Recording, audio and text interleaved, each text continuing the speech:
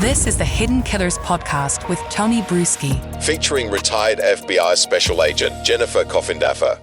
Could it be, is there a possibility that Alec Baldwin didn't even realize that maybe he pulled the trigger on this? I mean, now that we have a better understanding of the scene, we've seen the scene, how it looked before lunch, before the actual tragedy took place, of him grabbing it out of his jacket and pulling it forward. There's some motion going on here and kind of a weird stance. It's not like he's just standing up, aiming the gun forward, and then pulling the trigger. There's a lot of other motions involved.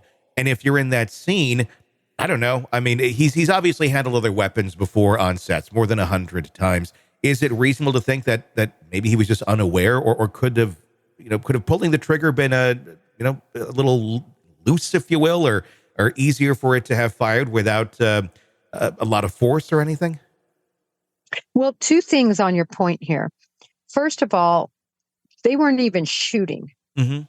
Meaning on the set, right? This was a downtime. Nothing was being filmed. And they have footage that is going to be allowed to come in, where from other sets, other times when he has been rogue on set. In other words, shooting quickly, not letting things get in place. And I've seen the footage, I believe 3 examples of that, where he's just kind of wild with this firearm. And I think it's going to look really bad. The defense fought hard not to have that be introduced, but we're going to see it. And I think it's going to show the mindset of him. There's also footage of him really controlling the set.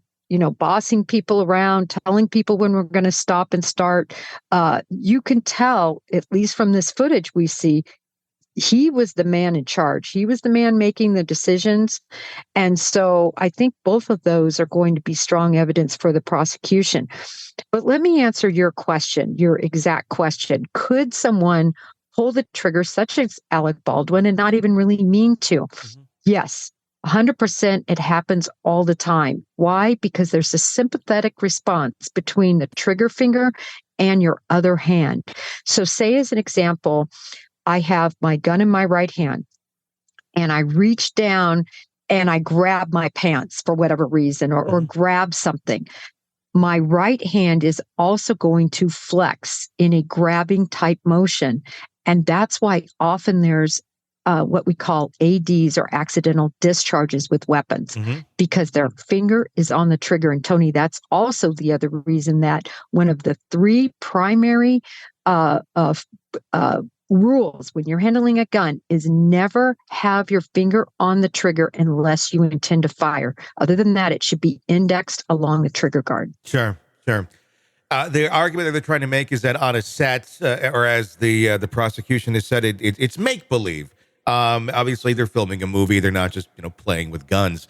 But the argument that's trying to be made here is that it was very reckless, and this was out of the ordinary, and that he should have known better. Obviously, he's done this hundreds of times without any sort of incident or issue, at least that we're aware of. And he's been acting for decades. This is the one time where suddenly there is a discharge and something horrible happens.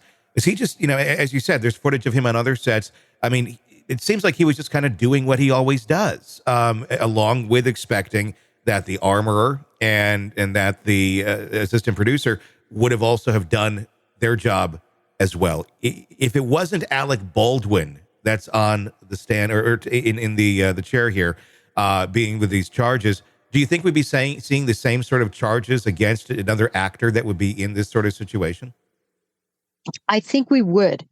And I think we would because at the end of the day, Halyna Hutchins is dead. 42-year-old woman with a beautiful young son, husband of 16 years, a mother and siblings that are heartbroken over this. And she didn't deserve to die that day. And but for Alec Baldwin not obeying the 3 principles of handling a firearm, he pointed that firearm at a human. There is no need for him to do that ever, even in a cowboy Indian scene. He can he can shoot it off to the side, and there's actually footage of him saying, that he knows not to do that. He said something to the effect, "No, stand here because I don't want to point it in your direction." And I think that's going to hurt him. He realizes that even blanks and dummy rounds, they can kill you too. It's happened before. It happened in the movie The Crow, where the dummy round had a more too much powder or more explosive powder that it was supposed to have. It wasn't manufactured correctly. And in that scene, Bruce Lee's son, I believe it was murdered. Yeah. And the reason there were no charges in that case was simply because that was a manufacturer error. It really wasn't the error of the everything else was done correctly. Although, again, I would argue you can't point a gun in the direction of another human. But what about when you have your director? What about when you have your cinematographer saying, "Point it here, point it at me to get this shot"? Should there just be no more of that across any sort of filming? Don't do it, or if we're going to do it, we're going to get the camera in this angle and there's not going to be a person there to prevent this sort of thing going forward. Because I think a lot of this is more so precedent setting going forward than it is, let's punish people who really truly had no intent of hurting anyone. Should there be new protocols, and are there new protocols on sets to avoid this sort of thing from happening again? Well, I was just contacted by somebody to be an armor on a set. They ended up not filming that particular scene, so I didn't have to, fly up and handle those duties. But I can tell you that this is going to have far-reaching and important change, if nothing else. I don't even think they should use guns with firing pins that can cause a gun to dislodge. They need to use replica guns. There are replica guns out there that can, make a bang sound and have smoke come out and do all sorts of things without being able to shoot live projectiles. There's just no reason for it. It has to look real. But in this day and age, you can make any sort of gun look like it's firing that isn't. So there needs to be some serious changes, and I think we're going to see that. Be very interesting to see what sort of lasting impacts this make and exactly where they take this case in the next couple of weeks. It'll be very fascinating to see how this all plays out. Tony, I wanted to just bounce off of one of your comments you made, and I think that it does tug sort of at the, I don't know if I want to say heartstrings, but at the, people who say, listen, he did not mean to kill her. This was a complete accident. He didn't load the gun. He hired people and paid people to do that job. He shouldn't be charged. But at the end of the day, when you look at it, not only is Halyna dead, but think about other situations where you're driving down the street and you're doing what you shouldn't be doing. You're on your cell phone. Somebody walks out and you hit them and you kill them. You're still going to be charged. Accidents happen all the time, every day, and people die. And when people die, someone has to be held responsible.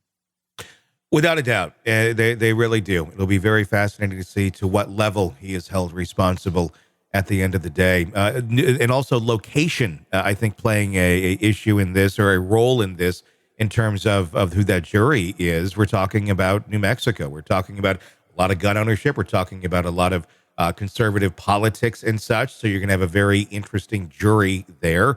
People who know how to use guns and respect them and know the protocol far better than I think Alec Baldwin does. But does that need to come into account here too? Does the jury need to really understand this? Great, you know your gun, you know your weapon, you know how things should be operated. He doesn't come from that same school of learning. He doesn't come from that being in his family or in his home or anything like that. Should there be some grace there, at least, for the understanding of how these weapons should be handled? Or again, does it just go back to, well, he should have been paying more attention in the weapons training, and he should have, been more professional on set, or been more cautious on set, and not, kind of the, I guess, arrogance that we have seen and heard about.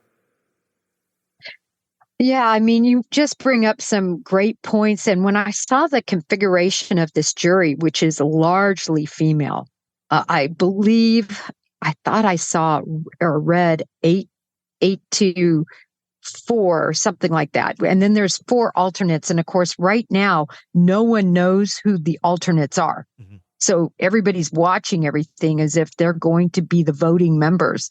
But nevertheless, it's largely female. And I think that actually really helps Alec Baldwin, because a lot of females compared to males, even in that part of the country, are going to have less familiarization with weapons.